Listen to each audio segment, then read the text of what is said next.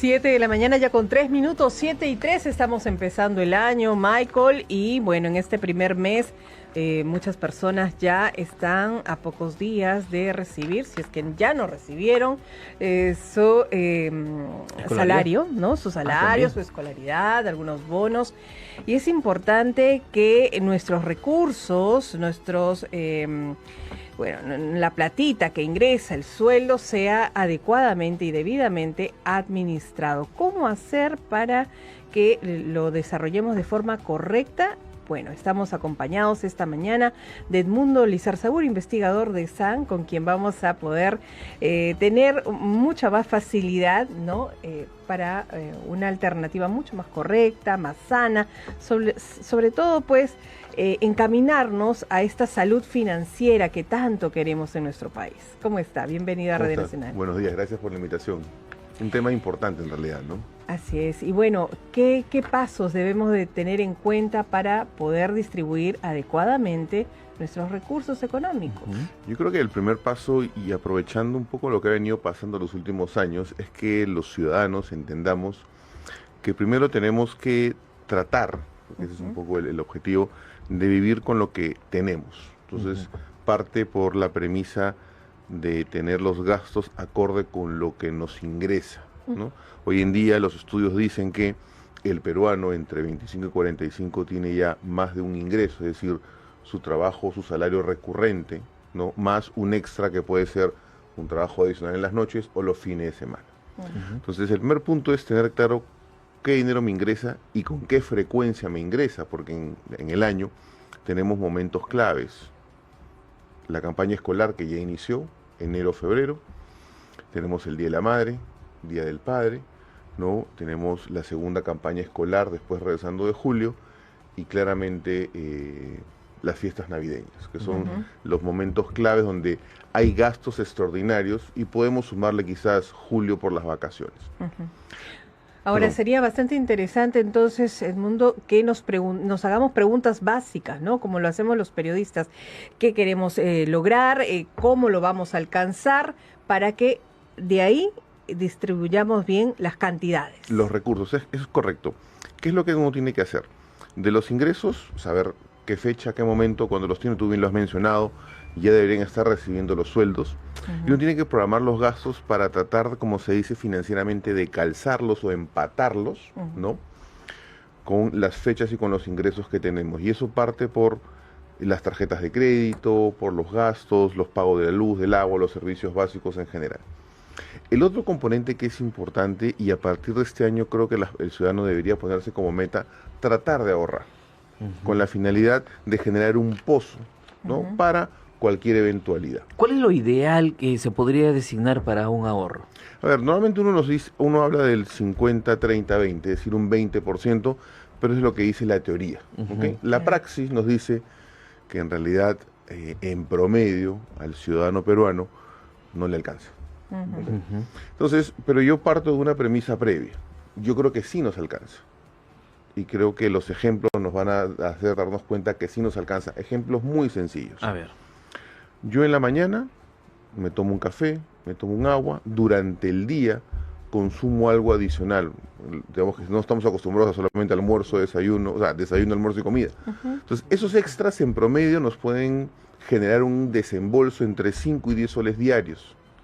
Si uno lo multiplica por 5, tiene 50 soles, al mes tiene 200, es decir, realmente los peruanos podríamos ahorrar, en promedio, probablemente, entre 1.500 y 2.500 soles al año.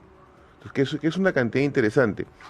Si empezamos a analizar de manera estratificada, sectores A, B y C, que tienen probablemente un ritmo de salida mucho mayor, el número se hace mucho más grande. Entonces, yo creo que la realidad hoy en día nos dice que sí podemos ahorrar, pero como tú bien dijiste al inicio, necesitamos una salud financiera. Primer punto, ingresos versus gastos. Segundo, ¿qué gastos tenemos?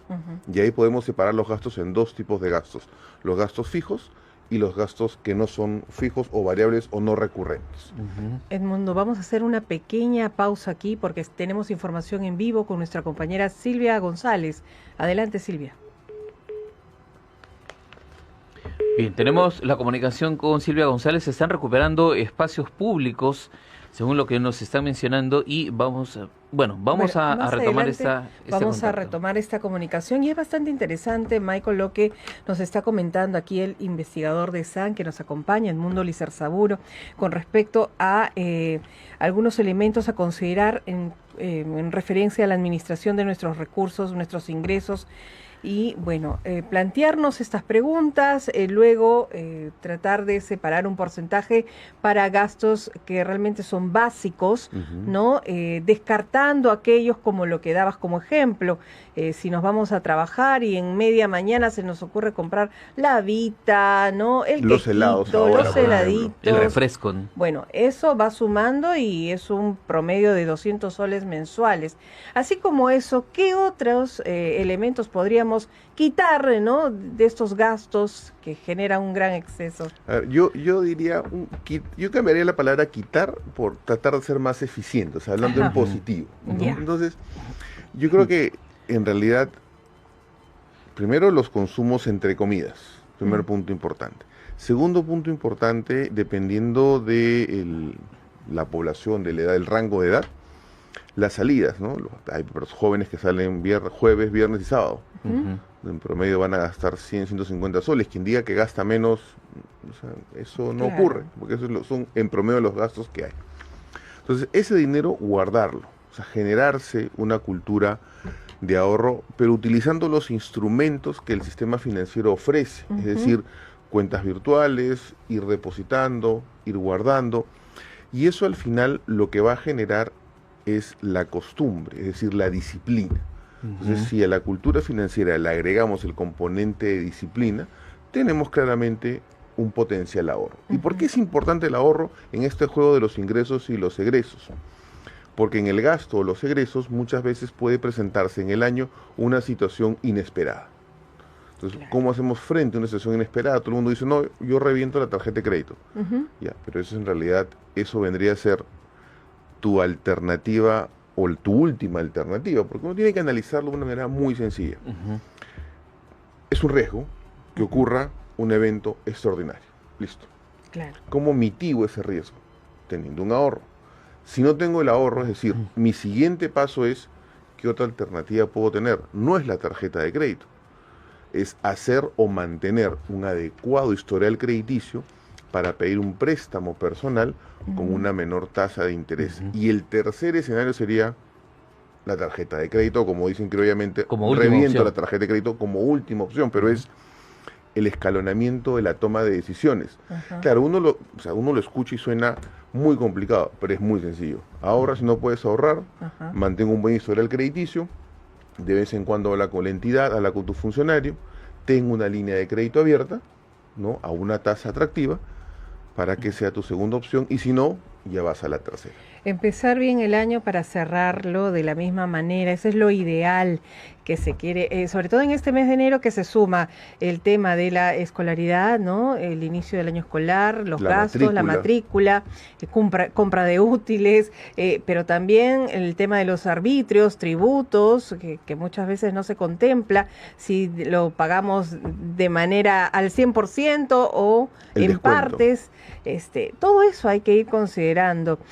Tú nos hablabas sobre la tarjeta de crédito, pero no hay que utilizarla de forma inteligente, no para comprar comida, por ejemplo. A ver, la tarjeta de crédito la puedes usar para comprar comida, pero la pagas a fin de mes completa. Es decir, la utilizas como un mecanismo hasta de protección, porque ya no voy con efectivo a la calle, ¿no? Y las tarjetas de crédito tienen un seguro frente a robo. Entonces, tenemos que ir quitando ciertos mitos o ciertos prejuicios frente a la tarjeta de crédito, porque en realidad puede ser útil, volvemos al punto inicial, si somos ordenados y disciplinados. Pero en estos meses de enero y febrero sobre todo, y ya tiene que quedar como cultura de cara al 2026 y los demás años, los niños, los jóvenes, necesitan y requieren vacaciones útiles. O sea, hacer un deporte, ir al gimnasio, o de alguna manera darles competencias adicionales que le permitan que ellos puedan tener a la larga un mejor desempeño, no solamente escolar, sino sobre todo emocional. Así es. Bueno, eso en el ámbito familiar. Correcto. ¿No? Para ver cómo utilizamos mejor, cómo optimizamos nuestros recursos económicos, nuestros ingresos. Yo quisiera poder orientar también al pequeño empresario, al emprendedor que le fue bien en un negocio, de repente fin de año, le fue perfecto. ¿Qué hace con esas ganancias? ¿Qué hace con ese capital? ¿Cómo lo optimiza? ¿Puede reinvertirlo en el negocio? Y muchas veces he sido testigo, por ejemplo, de que le va bien al pequeño empresario y a veces choca con el capital o con el dinero que está destinado al capital. ¿Cómo los orientamos para que optimicen mejor esos recursos? Una excelente pregunta. El primer punto es si el emprendedor, o sea, si es un emprendedor y si está formalizado, ¿no es cierto? Excelente. Si no, hay que formalizarse. Segundo, ¿es un emprendimiento cachuelo o es un emprendimiento sostenible? Porque si es cachuelo, lo que va a ocurrir es lo que tú has mencionado. Voy a cometer el error de agarrar el capital también, me voy a emocionar. Entonces, lo primero que uno tiene que hacer es, cuando entra a un negocio, ver cuánto ha invertido y cuánto está ganando. Y tomar la decisión. Si yo invertí 100 y gané 20, ahora tengo 120. Entonces, voy a ahorrar los 20 y reinvertir los 100 en el mismo producto o en un producto que es de rotación alta. Es decir, el emprendedor o el empresario está viendo cuáles son las oportunidades que hay dependiendo de la estación, dependiendo de la demanda, dependiendo de la coyuntura. Entonces, los que hacían, por ejemplo, en julio chompas, hoy en día están haciendo BBDs. Los que hacen BBDs probablemente a partir de mayo empiecen a hacer, o a partir de marzo empiecen a hacer productos para las madres. Entonces, hay que identificar cómo se va moviendo el consumo, cómo se va moviendo el interés de la población. Pero yo sí le recomendaría al empresario, separe esa utilidad, la reinversión hágala con el capital que tiene. ¿Para qué? Para que esa utilidad permita hacer un pequeño colchón para un potencial siguiente negocio, es decir, buscar el concepto de estar diversificado, es decir, tener varias fuentes de ingreso a nivel empresarial o varios productos que ofrecer al mercado, no solamente uno, sino otro que complemente a ese principal. Así es importante tomar todas estas consideraciones que nos efectúas en Mundo Lizarzaburu y sobre todo también cuando se está emprendiendo, fijarnos un sueldo, ¿no? A veces no lo hacemos y cogemos de lo que va ingresando y después nos descapitalizamos y decimos, ¿qué pasó? Nos desordenamos, no funcionó. así es. Claro. Y finalmente, hay una inquietud también que quisiera hacerle llegar y nos gustaría que pudiera aconsejar a nuestra audiencia.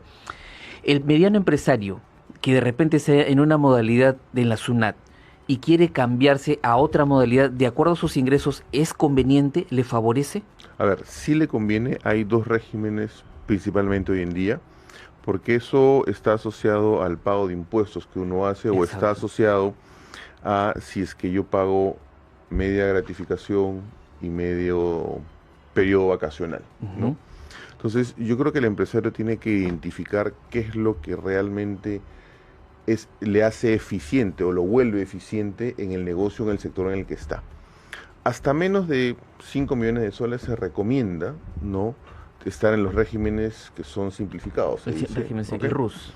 Que en el cual tú pagas 15 días de vacaciones, ¿no?, y mitad de gratificación en julio y en diciembre. Y eso no es malo. Es una alternativa que hay con la finalidad de poder ir sosteniendo y que el costo laboral no nos quite competitividad. Entonces yo creo que eso es importante porque además los otros beneficios laborales sí están cubiertos, es salud, la AFP, ahí sí no es que pagas la mitad. Entonces es un componente importante. Y yo de alguna manera le diría a los empresarios que tengan de alguna manera cuidado este año, porque es un año de transición, es un año que la proyección económica nos dice entre 2.6 y 2.8 de crecimiento. Algunos sectores van a crecer probablemente 3, 4, 5, otros se van a contraer, pero lo importante es tratar de buscar este concepto que es importante, la disciplina y la constancia, ¿no? Entonces son dos elementos que nos van a buscar, que van a lograr que seamos eficientes y podamos ahorrar, porque el ahorro no solamente es para el ciudadano, es para las empresas, en general es para el ecosistema, que en este caso podemos llamar la economía peruana. Muy bien, muchísimas gracias por gracias habernos por la acompañado, Edmundo Lizarzabur, investigador de SAN, darnos tips para optimizar nuestros ingresos durante todo el año y empezar de una manera positiva.